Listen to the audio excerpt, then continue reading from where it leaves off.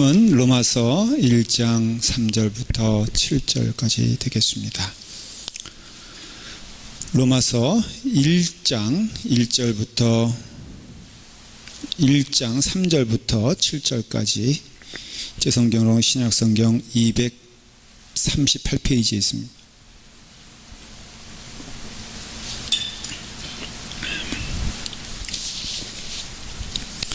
다 같이 함께 읽도록 하겠습니다.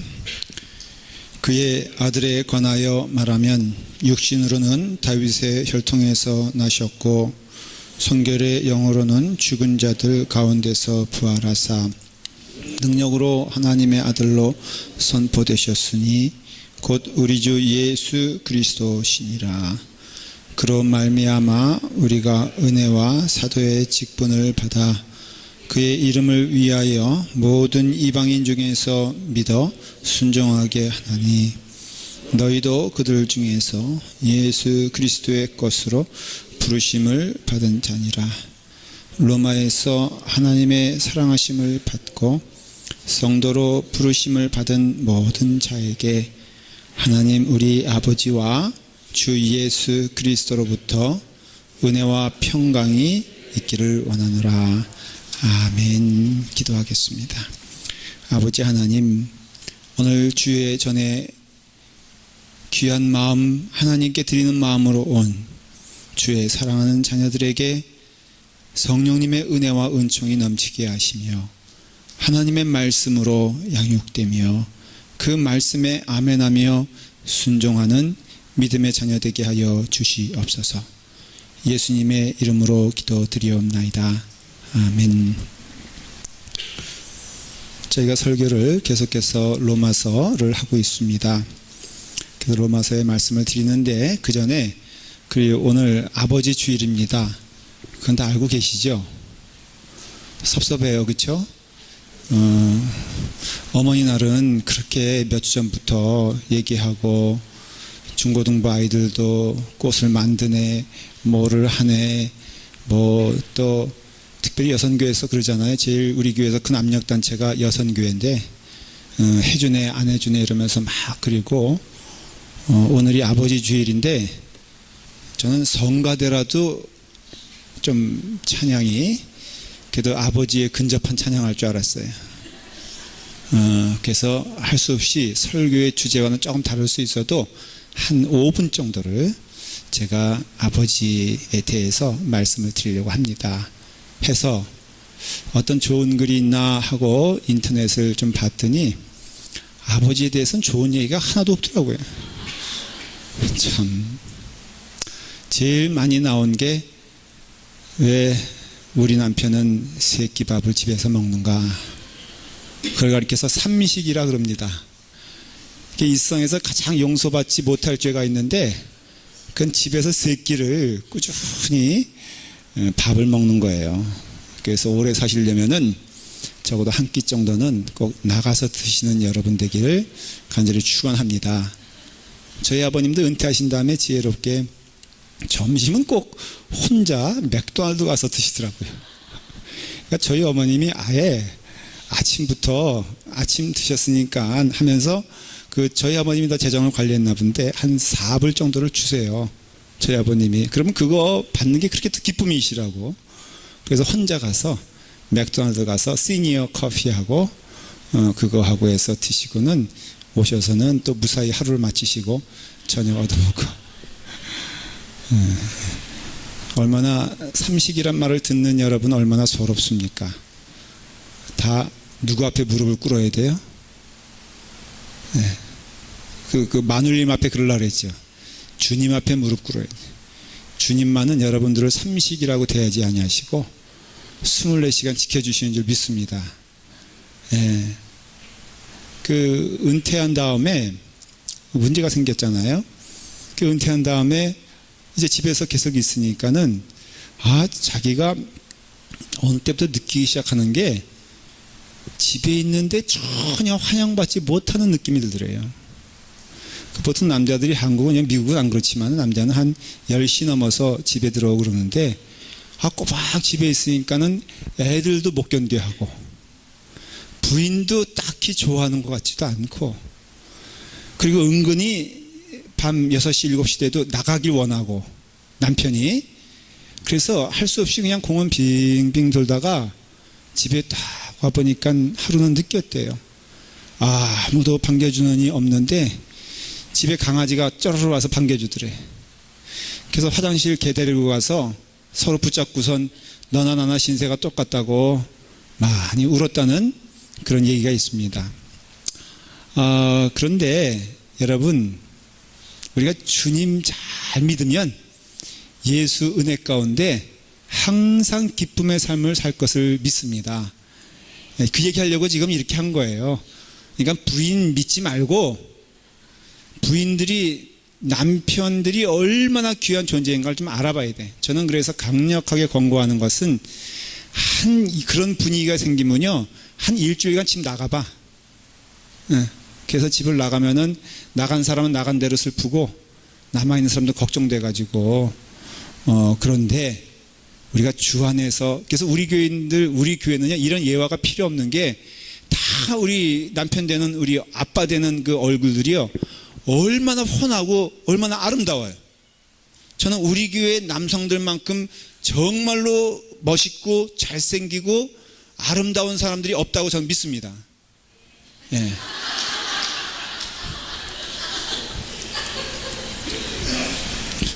그 가운데 물론 대표적인 사람은 저라고 생각을 합니다. 그래서 우리 어버이날 주님 오셔서 우리가 구원받아 그 주님 안에서 여자건 남자건 누군가 간에 예수 잘 믿으면요, 기쁘고 즐겁고 복됩니다. 오늘 그것도 말씀을 드리려고 해요.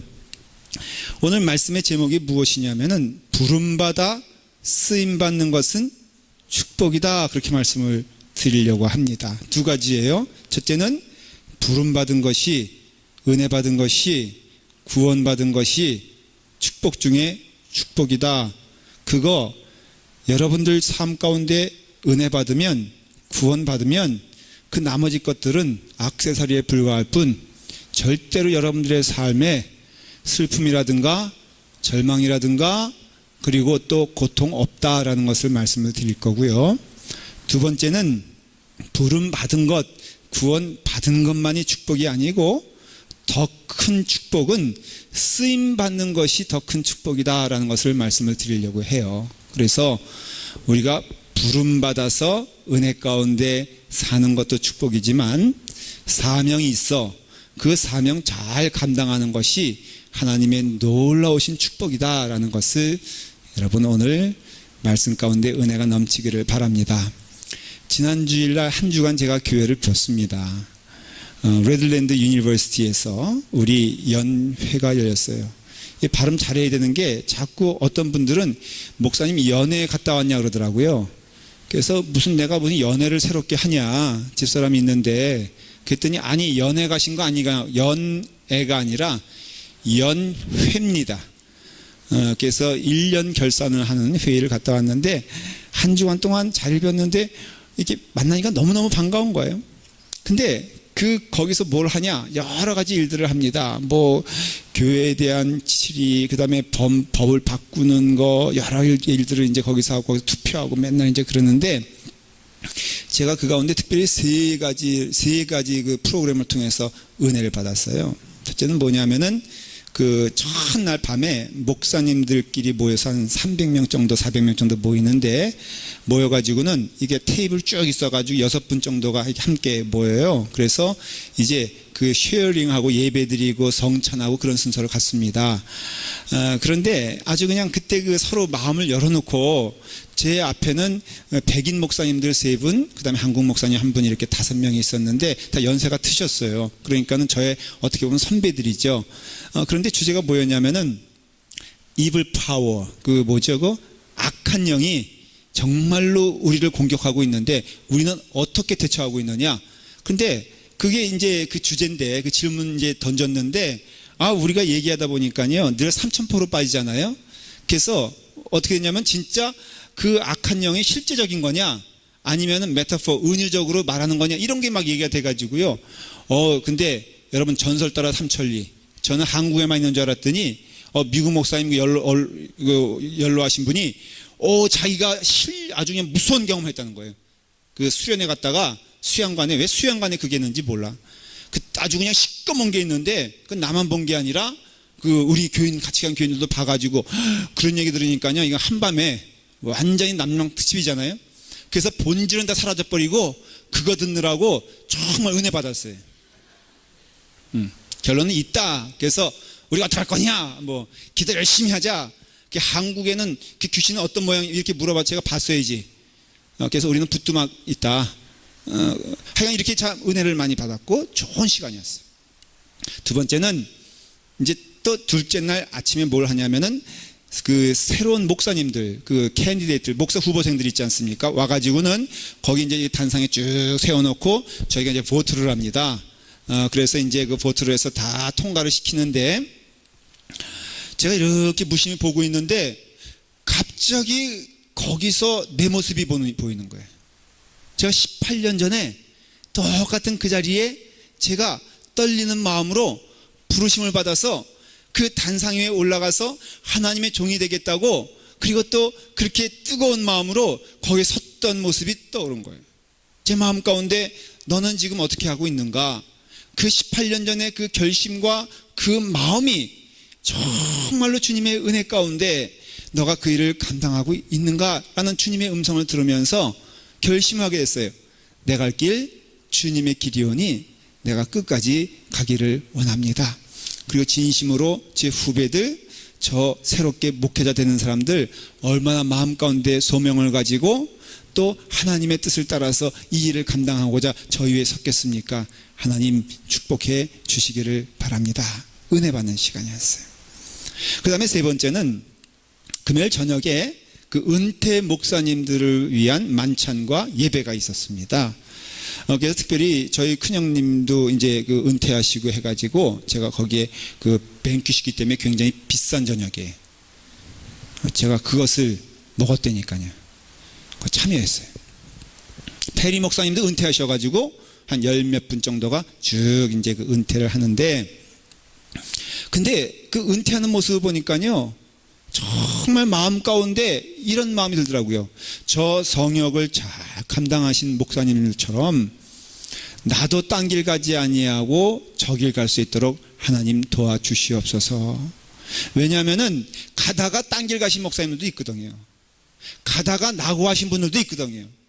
그러니 그것이 다 주님의 은혜인데, 완주하는 것은 그렇기 때문에 정말로 저도 저와 같이 그 단상에 서서 하나님의 은혜 가운데 그 성역을 잘 감당할 수 있도록 주여 도와주시옵소서라고 하는데, 정말로요, 이 세상 모든 욕심과 모든 욕망은 사라지고 하나님만 바라보며 하나님을 따라가겠다는 그 사명적인 마음이 제 마음 가운데 뜨겁게 와서 저 빨리 오고 싶었어요. 왜냐하면 말씀을 전하고 싶어가지고, 이 말씀을 전해야 되겠다, 이런 은혜를 나눠야 되겠다. 여러분, 오늘 말씀하지 않습니까? 부름받는 것도 축복이지만 쓰임받아 그 사역을 잘 감당하는 것도 귀한 축복인 줄 믿으시길 바랍니다. 이거 감당하는 사람이 정말 축복이에요. 그러면 모든 욕심은 다 사라지고요, 인간적 욕망은 사라지고 오직 하나님만 보여요. 물론 완성체는 아니기 때문에 중간중간 딴 길 갈 때도 있습니다. 제가 그런 결심을 뜨겁게 하고 제 친구 목사님이 마침 옆에 앉았거든요. 그 옆에를 딱 봤더니 보지 못한 것이 있어요. 만년필을 딱 쓰고 있더라고요. 좋아 보여요. 그래서 물어봤죠. 왜 갑자기 뜬 거? 요즘 만년필 쓰는 사람 없잖아요. 그랬더니 자기도 보니까는 만년필 쓰는 사람 없어서 가만히 보니까 이 만년필을 쓰면 있어 보인다는 거예요. 그래서 자기는 이제 다시 복고풍으로 돌아가서 그 만년필로 모든 걸 쓰기로 했다. 그래서 쓱 쓰는데 멋있어 보였어요? 별로 안 좋아 보였어요? 제 마음에 확 멋있어 보이는 거예요. 그래서 제가 달라 그랬죠. 그랬더니 아주 언짢은 얼굴로 주더라고요. 그래서 제가 받아가지고 왔어요.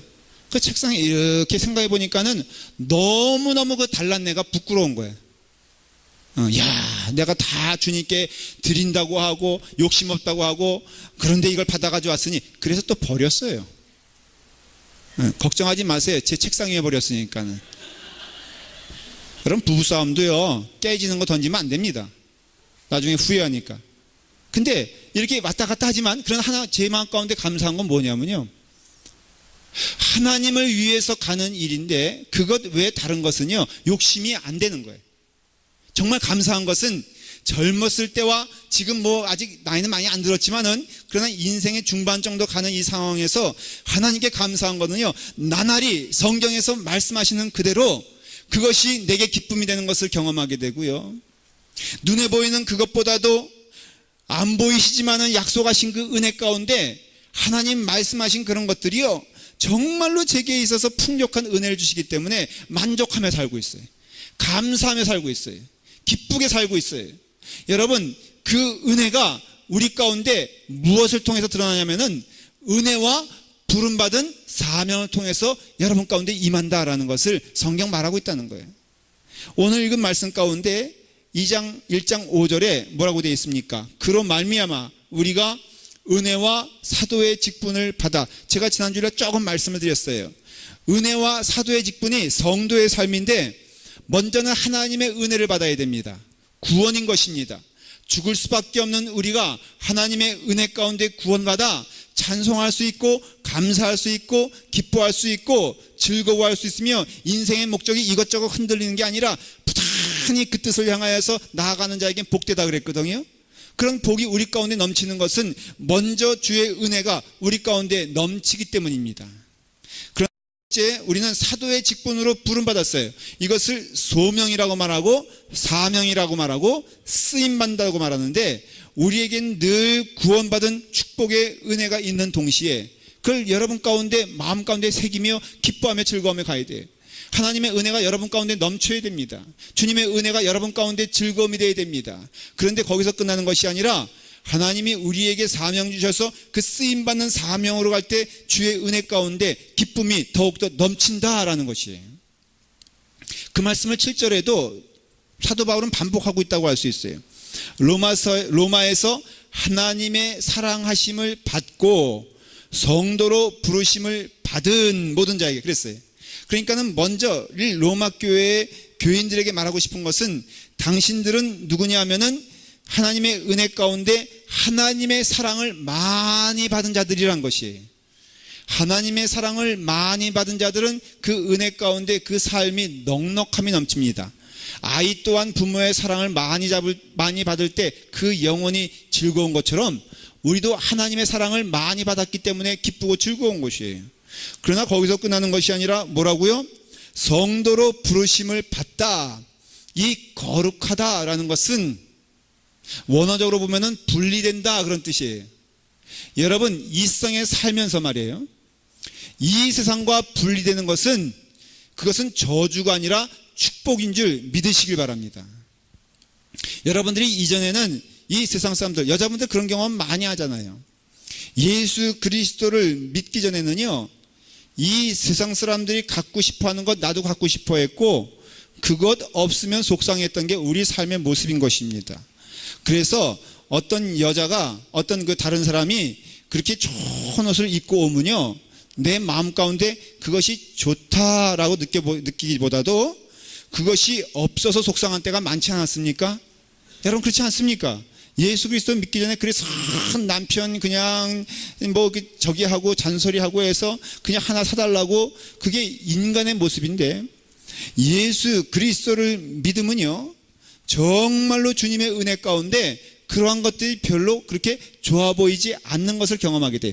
분리되는 겁니다. 세상의 욕망에서 분리가 되고요, 세상의 목적에서 분리되고, 세상에서 주는 즐거움이라고 하는 것에서 여러분 분리되어 나오는 것을 경험하게 됩니다.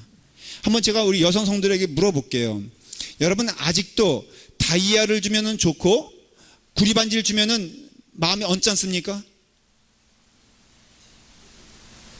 생각해 본 적 없습니까? 여러분, 비싼 옷을 걸치면은 내가 우아해 보이고, 그냥 평범한 옷을 입으면은 내가 그렇게 좀 수준이 낮아 보입니까? 만일에 그런 것에 여러분들의 마음이 묶여 있다면은 여러분들은 아직도 세상적인 마음으로 살고 있는 거예요. 그러나 예수 그리스도를 잘 믿으면요, 그 모든 속박과 욕망에서 해방되는 것을 경험합니다. 그러면요, 그 자체가 은혜고 그 자체가 아름다움이기 때문에 여러분, 예수 믿는 사람들은요, 예수 잘 믿는 사람들 보십시오. 어떤 옷을 입어도 아름답지 않습니까? 여기부터는 다 아멘 해주세요. 예, 여러분들 어떤 머리를 해도 멋있어 보이지 않습니까? 예, 저 오늘 보니까 특별히 성가대 딱 보니까는 어떤 분은 특별하게 힘줘서 오신 분들이 있더라고요. 근데 대단히 죄송한데 제 눈에 보이기에는요, 힘줘서 오신 분이나 그저 일상으로 오신 분들이나 다 똑같아 보이는 것은 하나님의 은혜인 줄 믿으시길 바랍니다. 예. 그러니 우리의 삶 가운데 예수 그리스도를 믿으면요, 성도답게 사는 것이 있거든요. 이것이 기쁨이고 이것이 축복이거든요. 그래서 성도로 살아간다는 것은요, 먼저는 분리해요. 세상 사람들이 추구하는 것, 세상 사람들이 기뻐하는 것 아니더라도, 그래서 우리가 말을 합니다. 고백합니다. 부름받아 나선 이 몸 어디든지 가오리다. 근데 뭐 이 찬양 요즘 신학생들이 굉장히 부르기 싫어한다 그래. 왜냐하면 부름받아 나선 이 몸은 맞는데 어디든지 가기는 싫다는 거예요.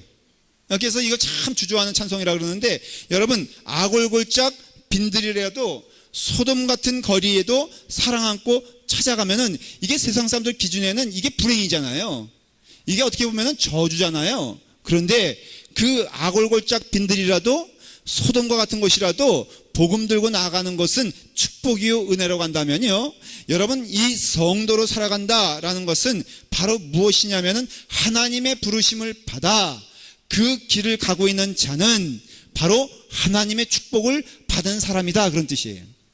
그 다음에 성도란 뜻은 또 무슨 뜻이냐면은 부르심을 받았다는 뜻이 있다고 그랬잖아요. 그것은 내가 불러간 것도 아니고요, 내가 자발적으로 한 게 아니라 오직 하나, 예수 그리스도의 은혜로 구원받은 자들은 하나님이 그 다음부터 어포이먼트, 지정해 준다는 것이죠.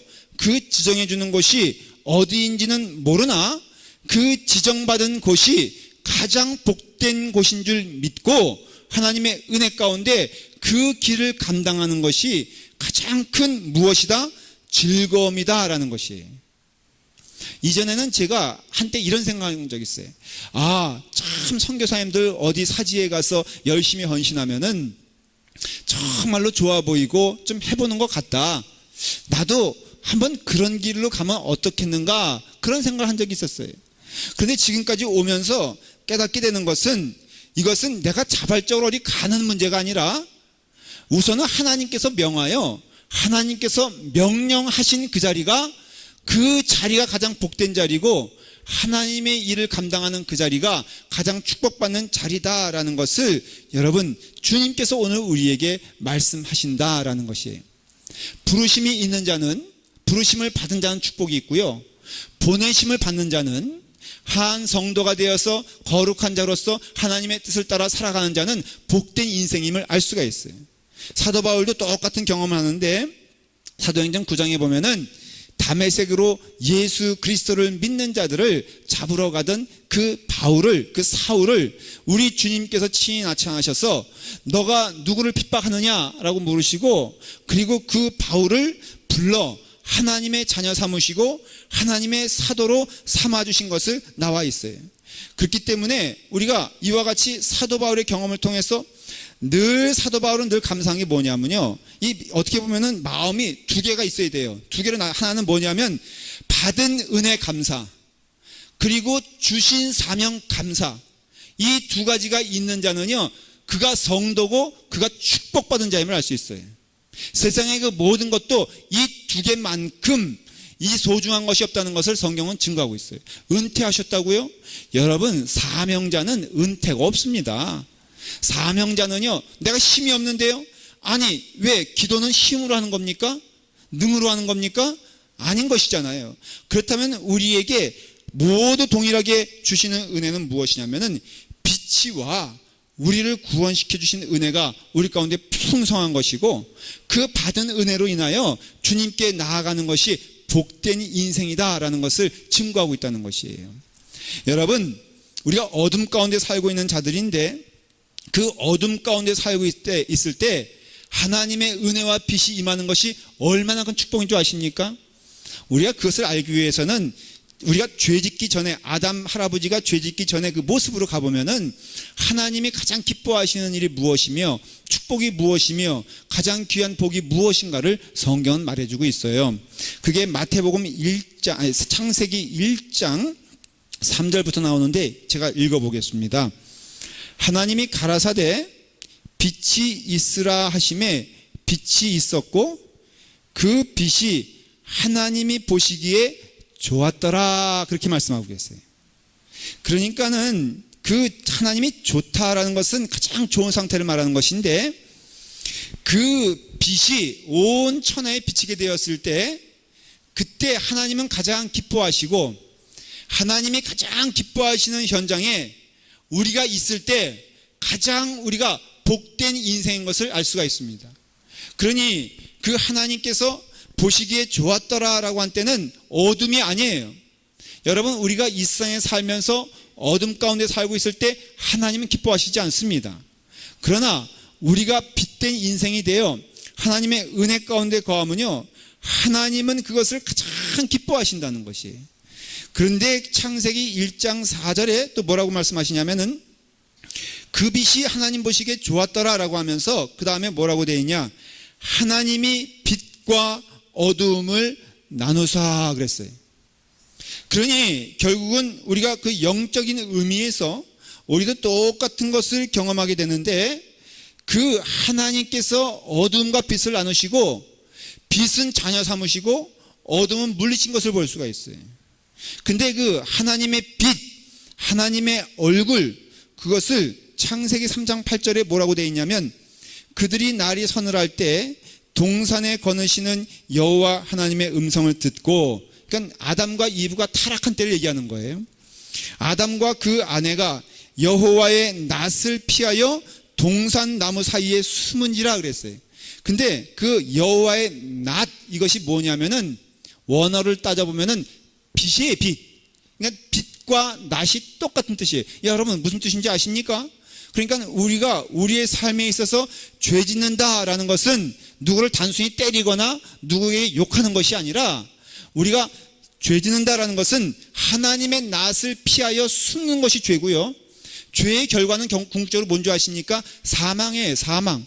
그러니까는 우리가 하나님의 낯을 피하지 아니하고 하나님의 빛을 기뻐하며 즐거워할 수 있는 것은 오직 하나님의 은혜로 우리 가운데 우리가 빛된 자녀가 되었기 때문에 바로 우리가 기쁨의 삶을 살 수 있다는 성경의 약속의 말씀이 거기 있는 것을 알 수가 있습니다.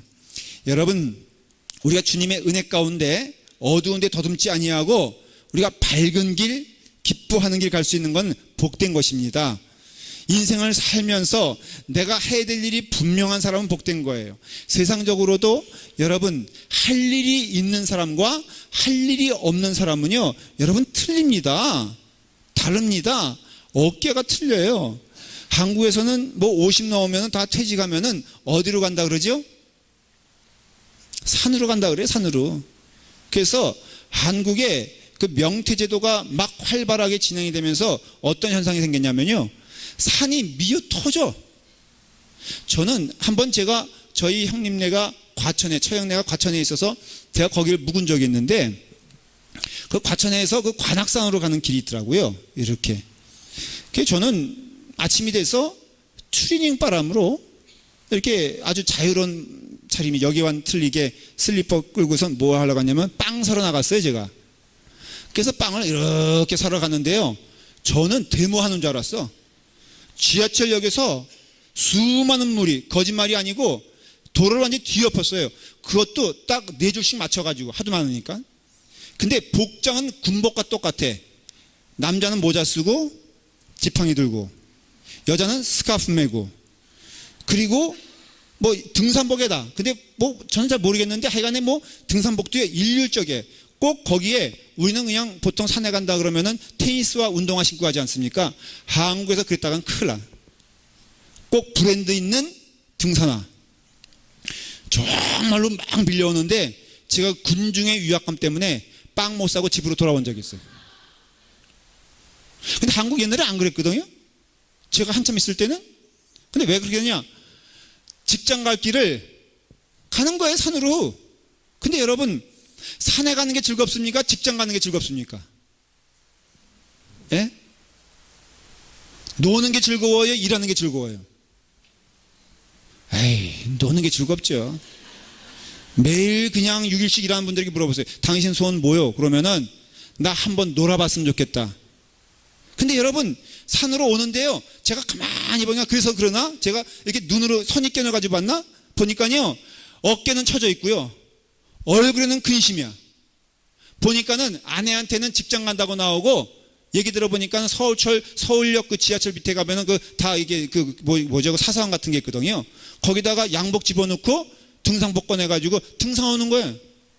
여러분, 그 삶 가운데 말이에요, 우리가 깨닫게 되는 것은 하나님이 우리에게 그 밝은 빛을 비춰주시고, 주님의 은혜 가운데 한 걸음 한 걸음 주님이 명하시는 길이 있잖아요.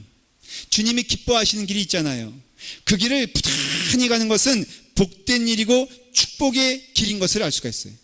그리고 또 하나, 우리가 어두움 가운데에서 주의 은혜 가운데 복받게 하신 것은 이유가 있어요. 그것을 뭐라고 말하냐? 에베소서 5장 8절에 보면, 너희가 전에는 어둠이었더니 이제는 주 안에서 빛이라 그랬어요. 사랑하는 여러분, 우리의 삶이 어둠이었어요. 그런 삶이에요. 죽을 수밖에 없는 그런 인생이고, 낙심할 수밖에 없는 그런 인생이고, 내 인생의 결산을 해보면은 남는 게 무엇인가? 사랑하는 여러분, 예수 믿는 사람과 예수 믿지 않는 사람과 그 남는 것을 보면은 그 무게를 알 수 있어요. 아무리 세상 사람들이 내가 남겨놓은 것이 이것이다, 내가 위대하다라고 말을 해도요, 여러분, 위대한 거 있습니까? 우리가 사실 존경하는 위인들, 여러분, 사실 마음 가운데 그 사람이 내 마음 가운데 있습니까? 없습니다. 여러분, 잘 들어주세요. 여러분들의 인생 떠나면 그 누구도 그 인생을 기억해 주는 사람이 없다라는 것이 성경의 진리고 답인 것입니다. 우리는 흔히 업적이라도 하나 남겨놔야 되겠다? 여러분, 그 업적 보고 여러분 생각하는 거 아닙니다. 그렇기 때문에 우리가 깨달아 알게 되는 것은요, 이 땅에 그 어느 것을 남겨놓아도 사실은 성경적인 의미에서는 그게 의미가 없다라는 것을 말해주고 있어요. 그러니까는 결국은 우리가 예수 그리스도를 믿어 주님의 은혜 가운데 빛된 자녀가 되었다는 것은 개런티된 건데, 그것이 무엇이냐면은 바로 하나님의 은혜 가운데 하나님과 동행할 수 있고, 하나님과 함께 할 수 있고, 하나님의 능력이 내게 임하며 하나님의 축복이 내게 임하는 것을 기뻐하며 일생 동안, 아니 영원토록 체험하며 갈 수 있다는 축복의 보증이 된 것을 성경은 약속하고 있습니다.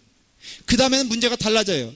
어떤 직업을 가져도, 어떤 일을 해도, 어떤 삶을 살아도요, 예수 안에서는 길에서 청소하는 청소부나 남들에게서 많은 추앙을 받던 왕이나 여러분 똑같은 인생임을 알 수가 있어요. 그 사람이 예수 그리스도를 믿으면 다 보람된 인생이요, 예수 그리스도를 믿지 않으면 다 허망한 인생인 것을 알 수 있어요. 그럼으로써 우리는 이 땅에 살면서 예수 그리스도를 믿는 자답게 사는 것이 사명이고 기쁨이고 즐거움인 줄 여러분들 깨달으시기 바랍니다. 에베소 5장 8절을 제가 뒤에 부분은 일부러 안 읽었어요. 제가 다시 읽어볼게요. 너희가 전에는 어둠이었더니 이제는 주 안에서 빛이라, 빛의 자녀들처럼 행하라 그랬어요. 하나님이 우리에게 사명을 주셨다면은 그 사명을 주신 것은 대체 무엇을 사명이라 그런 것일까? 무엇이 사명인가? 여러분, 우리는 사명이라 그러면요, 여러분 생각하기에 자꾸 다윗 같은 사람을 생각해요. 그리고 또 요셉 같은 사람을 생각하고, 어떤 마음이 있냐면요, 그 사람은 신앙의 영웅이고 나는 누구라고 생각합니까? 나는 그 영웅을 따라갈 수 없는 존재라고 생각하지만 성경은 절대로 그렇게 말하지 않습니다. 다윗이 우리고 우리가 다윗인 것이에요. 여러분, 다윗처럼 못 살면 안 됩니다. 우리가 사명을 받았다 그러면 어떤 생각을 하냐면요, 그래, 사명, 목사님은 사명자고 나는 사명자가 아니지 라고 생각을 해요. 목사님은 특별히 하나님의 일을 하기 때문에 사명이고, 나는 하나님의 일을 하는 것 같지 않으니까 앞만 봐도 나는 맨날 장사해야 되고 매일 일해야 되고 매일 아이 키워야 되는데 이게 사명이진 아니하는가? 그러니 사명은 그저 특별하게 목사님이나 아니면 특별하게 소명받은 사람에게만 있는 것이고, 나에게는 사명은 사실은 어울리지도 않고 의미도 없다라고 생각한다면 여러분, 사명은 그런 것이 아니기 때문에 오해하시는 겁니다. 사명은 뭐냐면 다시 읽어볼게요. 너희가 전에는 어둠이었더니 이제는 주 안에서 빛이라, 빛의 자녀들처럼 행하라. 이게 사명인 것이에요. 빛은 숨길 수가 없잖아요. 그러니까 여러분들 숨기지 말고, 숨길 수도 없고 그냥 그대로 살아가는 게 사명인 것이에요. 그런데 분명히 여러분, 빛은요, 어둠과 부닥치게 되었을 때에는 분명한 것은 빛은 드러나게 되어 있다는 것이에요. 어둠과 합세하여 결코 하나가 될 수도 없고요, 그 다음에 또 어두움에 질 수 없는 것이 빛이에요. 물어볼게요. 빛이 있고 어둠이 있으면은 누가 이깁니까? 빛이 이기죠.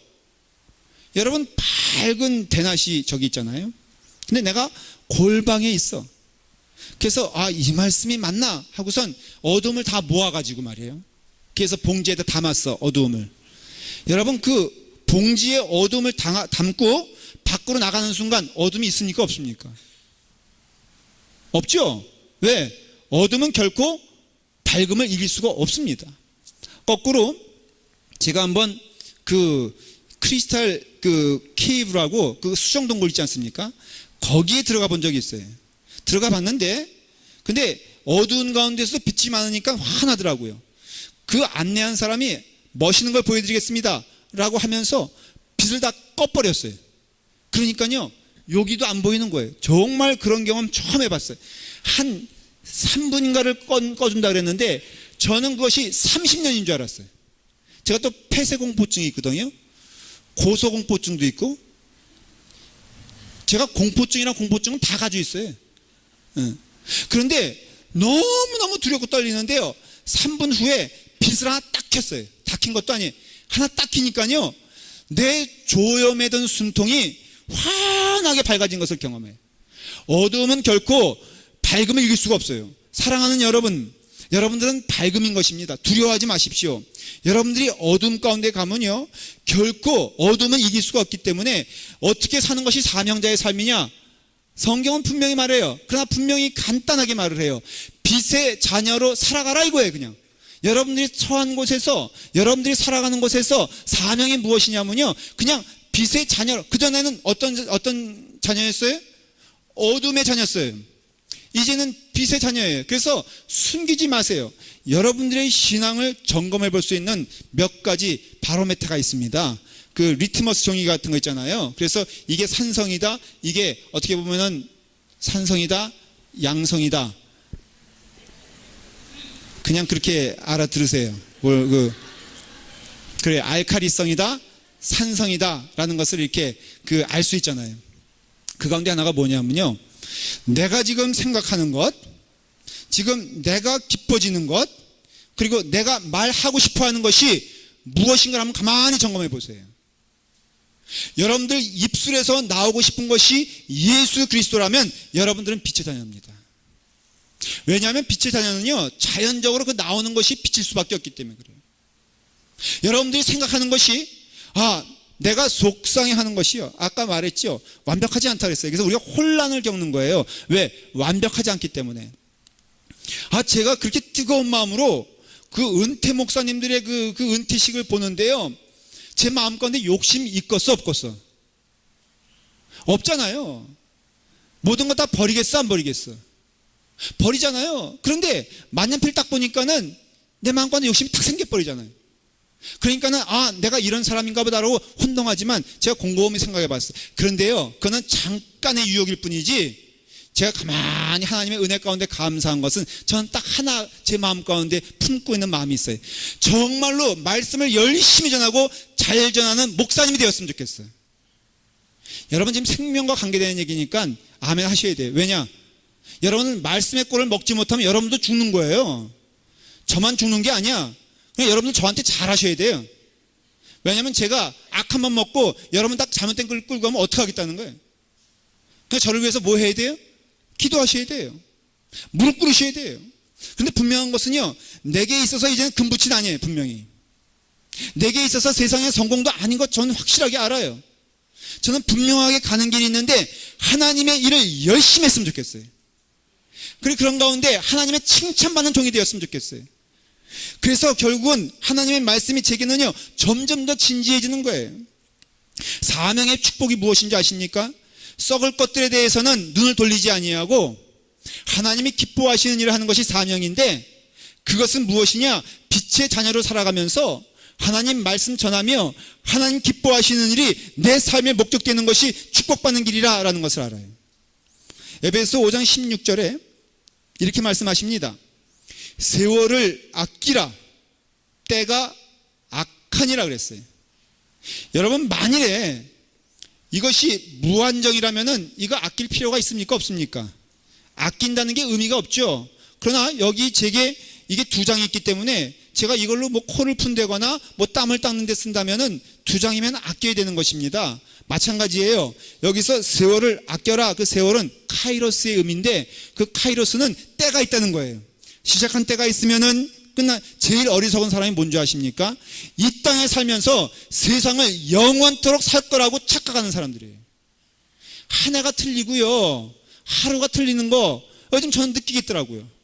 요즘은요 이 젊은 친구들과 제가 이렇게 말씀드리면 또 연세 드신 분들에게 죄송해요. 그런데요 이제는 아침에 일어나는 게 조금씩 힘들어질 때가 있어요.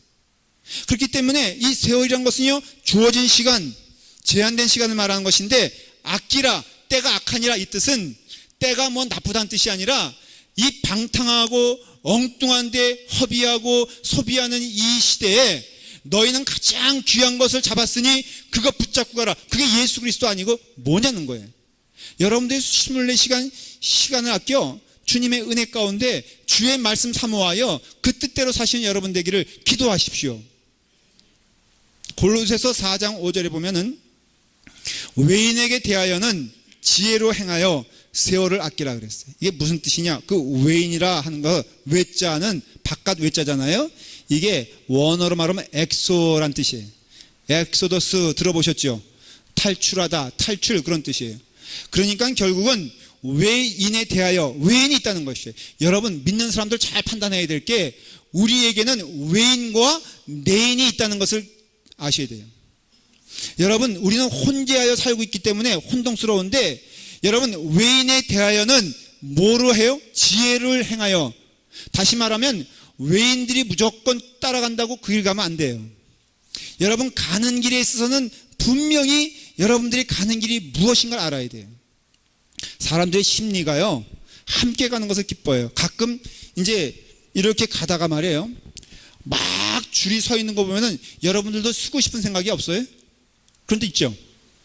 괜히 이제 그 마켓에 갔으면요, 자기는 절대로 이거 사러 온 것이 아니야.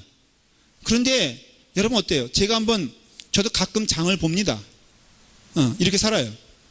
그런데 우리 집사람이 신신당부했어. 제가 눈이 이렇게 엷은 것을 알기 때문에 당근만 사와라. 그래서 제가 당근 하면서 그 바보가 이렇게 머리 위에 놓은 것처럼 잊어먹으면 안 되니까 당근 하면서 쭉 이제 들어가는데, 공교롭게도 그날 옥수수 세일을 하는 거예요. 근데 많은 아줌마들이, 왜냐하면 내가 보기에도 너무 싸. 1달러에 세상에 6개를 주는 거예요.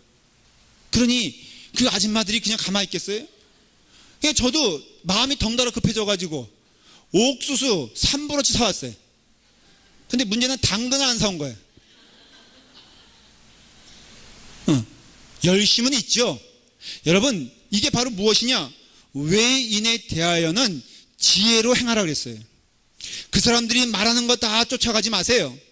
그 사람들이 추구하는 거 다 쫓아가지 마세요. 왜? 죽는 거니까. 또 말을 해요. 외인에 대하여는 지혜로 행하여 세월을 아끼라. 성경 말씀에 이 말씀이 얼마나 많이 나오는지 아세요? 여러분, 세월을 아끼시길 바랍니다. 세월을 아껴 뭘 해야 됩니까? 주님의 일을 하는 것이 기쁨이죠. 골로새서 4장 6절에 계속해서 말을 합니다. 너의 말을 항상 은혜 가운데에서 소금으로 맛을 냄과 같이 하라. 그리하면 각 사람에게 마땅히 대답할 것을 알리라 그랬어요. 여러분, 믿는 사람들이 가장 중요하게 생각해야 되는 것 가운데 하나가 말입니다. 이 말에서 실패하면요, 이 믿음이 실패하는 거예요. 여러분, 나오는 말이요, 여러분들 언행이 한번 점검해 보세요. 그래서 우리의 마음 가운데, 우리의 삶 가운데는요, 툭 치면 누가 나와야 돼요? 예수 그리스도가 나와야 돼요. 툭 치면 무엇이 나와야 되는 줄 알아요? 은혜의 말이 나와야 됩니다. 준비된 말이 나와야 되고, 연습된 말이 나와야 되고, 아름다운 말이 나와야 돼요. 그래서 예수 그리스도를 믿는 자들, 특별히 성령 받았다. 여러분, 불 받는 게 성령 받는 게 아니에요. 성령 받으면요, 가장 분명히 드러나는 것이 그 삶의 인격이 달라지는데, 그 삶의 인격 가운데 가장 달라지는 것이 무엇이냐면 그 언어가 달라지는 것을 알 수가 있어요. 말했잖아요. 너의 말을 항상 은혜 가운데서, 우리의 육신과 언어와 우리의 영혼을 그냥 내버려두면 여러분들은 어디로 가냐 하면은 바로 육신 가운데 가기가 쉽습니다. 왜? 우리는 육신에 얽매여 있는 자들이기 때문에 그렇습니다.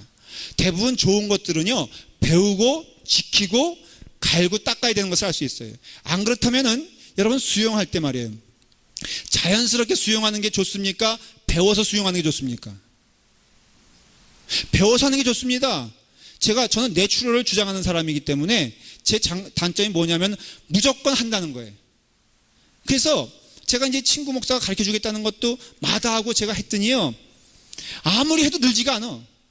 근데 신앙도 마찬가지예요. 여러분, 신앙도요, 은혜 가운데서 우리들의 언행과 우리들의 모든 것들을 연습하고 훈련하고 가다듬고 하는 것을 해야 돼요. 그냥 내 식대로 살겠다 이러면 안 돼요.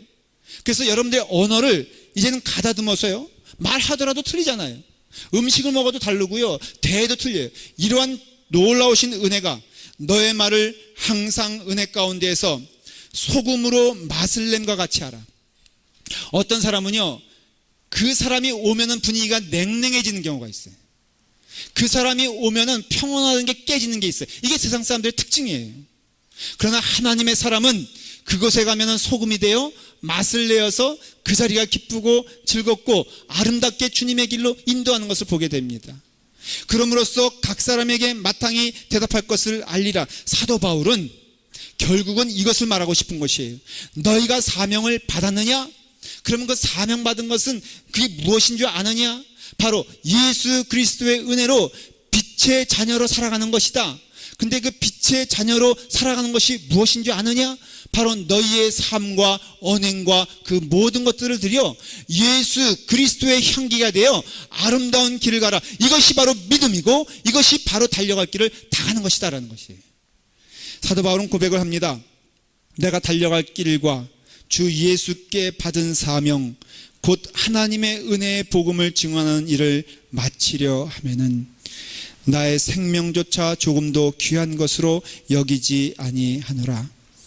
나는 선한 싸움을 싸우고 나의 달려갈 길을 마치고 믿음을 지켰으니, 제가 고백하고 싶은 가장 귀한 말을 여기서 하고 있어요. 나는 나의 싸움이 선한 싸움이 되기를 기도합니다.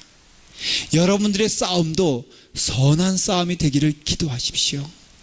세월을 아끼어 악한 일에 휩쓸리지 아니하고 악한 생각에 지지 아니하고 악한 일에 발담그지 말고 선한 싸움, 선한 사역, 선한 언행에 여러분들의 삶을 투자하십시오. 왜냐? 세월이 악하고 시간이 제한되어졌기 때문에 그렇습니다. 달려갈 길을 다 마치게 되었을 때 믿음을 지켰기 때문에 주님의 은혜 가운데 하나님의 은혜가 더욱더 풍성하여질 것을 믿습니다. 저는 우리 교회가 그런 교회가 되기를 간절히 기도합니다. 기도하겠습니다. 아버지 하나님, 우리에겐 선한 싸움이 있음을 말씀을 통하여 깨닫게 하시니 감사합니다. 오늘도 악한 영에게 지지 않게 하여 주시옵소서. 사명자로 우리를 불러주셨사오니 주님의 사명이 무엇인가를 깨달아 주님께서 기뻐하시는 일, 빛의 자녀가 되어 이 땅에 살면서 어두운 가운데서 빛을, 어두운 가운데서 소망을, 어두운 가운데서 은혜 전하는 믿음의 자녀들 될 수 있도록 인도하여 주시옵소서. 예수님의 이름으로 기도드리옵나이다. 아멘.